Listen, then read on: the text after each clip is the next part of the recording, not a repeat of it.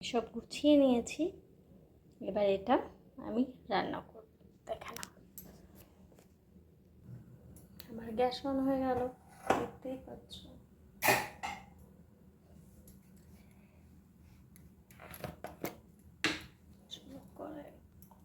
দেখে নাও,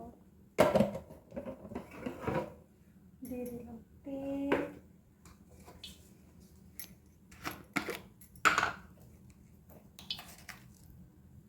এরকম। এবার দিলাম সাদা জিরে,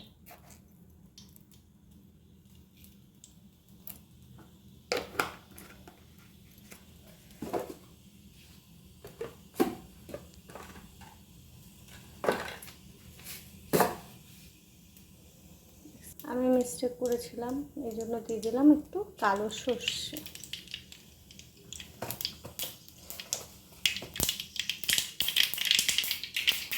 প্রচুর ফাটে। তারপরে দিয়ে দিলাম হিং প্লাস কারি পাতা, পেঁয়াজ কুচানো, দিলাম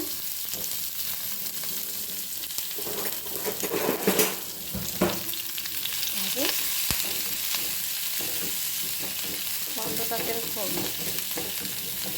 পেঁয়াজটাকে নরম নরম করে একটু ভেজে নেব। মধ্যে সামান্য একটু নুন দেবো, ব্যাস।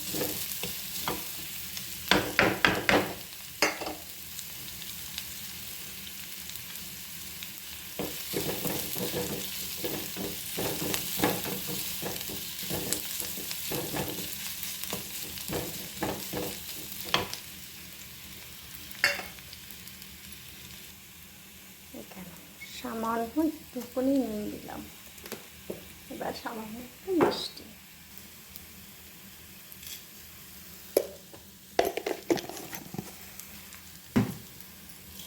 দিয়ে এটা গ্যাসটা একটু নরম হওয়া অবধি ভালো করে ভেজে নিই। গন্ধটা অসাধারণ বেরিয়েছে, কারি পাতার গন্ধ আর হিং প্রচুর ভালো গন্ধ লাগে, তাই না? তার ভালো লাগে গন্ধটা, মানে গন্ধটা, ফ্লেভারটা আমাকে অবশ্যই কমেন্টে জানাবে। কিন্তু আমার খুবই ভালো লাগে কারি পাতার গন্ধটা।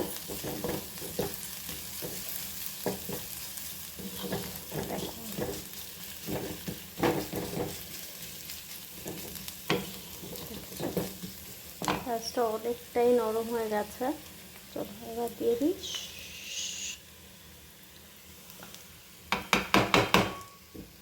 পরিমাণ মতো সুজিটা দিয়ে ভালো করে নেড়ে নেব। তোমরা কি এর মধ্যে হলুদ খাও? যদি তোমরা হলুদ খাও আমাকে কমেন্টে কিন্তু অবশ্যই জানাবে। আমি উপমাতে হলুদ দিই না, সুজি উপমাতে হলুদটা ভালো লাগে না, তাও অনেকে আছে হলুদ দেয়। তোমরা কি হলুদ দাও? তো আমাকে প্লিজ কমেন্টে জানো। আমি হলুদ দিই না, হলুদ ছাড়াই করি।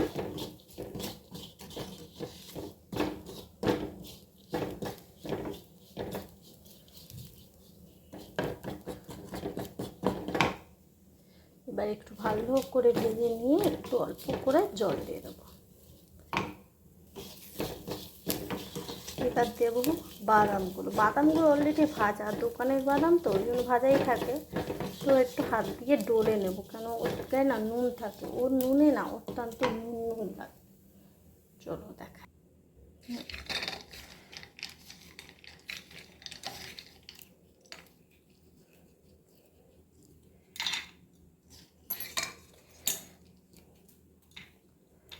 এরকম এরকম করে একটু ভেঙে নিলে বাদামগুলো, গোটা গোটা বাদাম তো ওই জন্য হালকা একটু ভেঙে নিচ্ছে,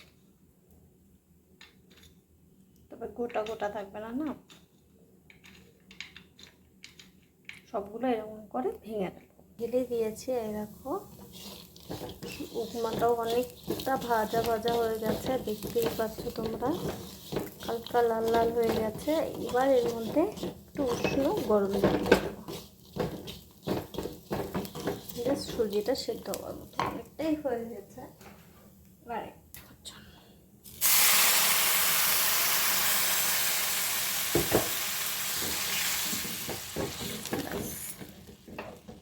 তোমরা কীরকম ঝরঝরে সুজি বানাও আমাকে কমেন্টে কিন্তু জানাবে।